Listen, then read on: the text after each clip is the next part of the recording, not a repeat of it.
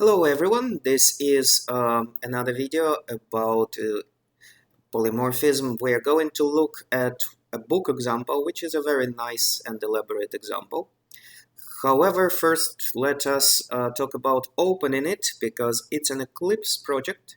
It is a slightly different project, so open, go into downloads,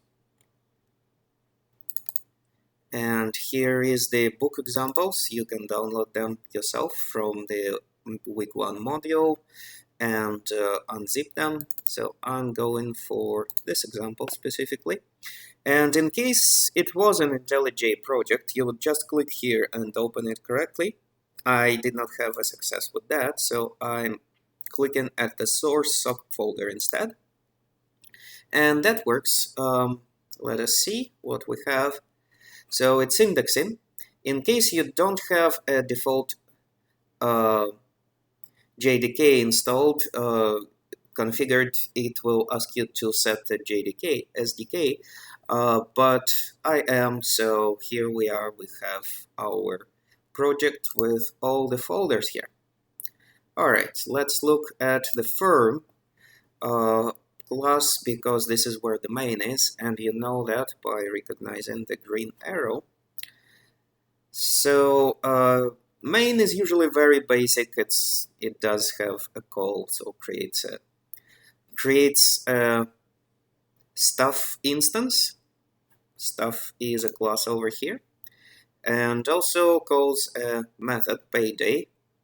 So from the stuff. So we are exercising top-down approach. Let's look at how it works just out of the curiosity, and then let's go top down and track down to little details how it works and what it does. So just to see the printout, we have printed out information about employees really, and notice some of them have social security numbers and pay some sort of payments, and others don't have payments or social security numbers, and the name is just like the first name. Alright, so that is interesting. And then staff member. So first of all, let's look at the staff class. Staff class creates an array of staff members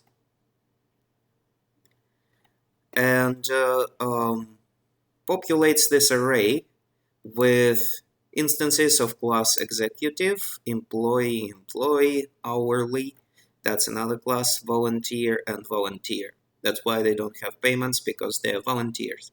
And notice that each of these classes have different distinct signature. I mean, at least some of them do.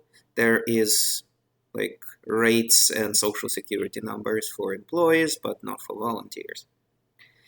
And the next thing, notice that this line. Let's start reading from this parenthesis. So first, parenthesis executive costs to executive. What does it cost? Staff list index 0. So the element at index 0 in the staff list. And we remember that this element is actually executive. So we have to recognize it as executive because staff list 0 will be just the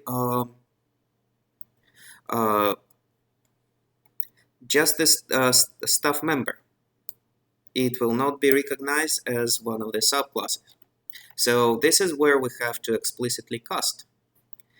And then once we have cast it as executive, there is apparently a method, award bonus for executives, and we have bonus. And for hourly, so staff list index 3, that is hourly Diane, and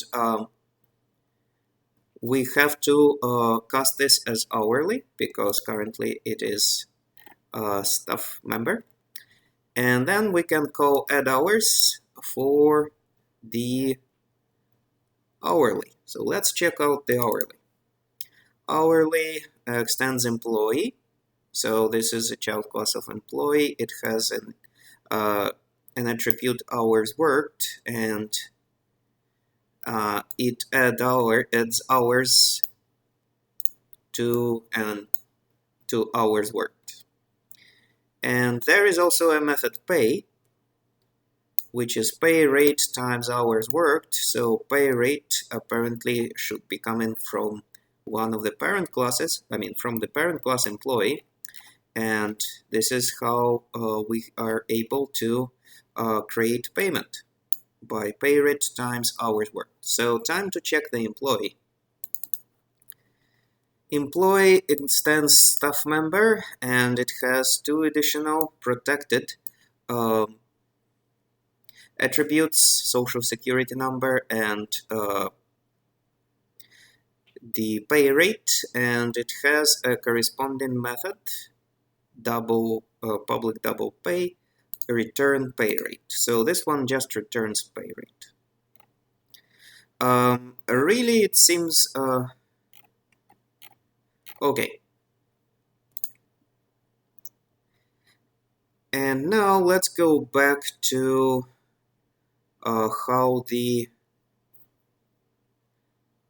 pay is computed. So payday was a method in the staff.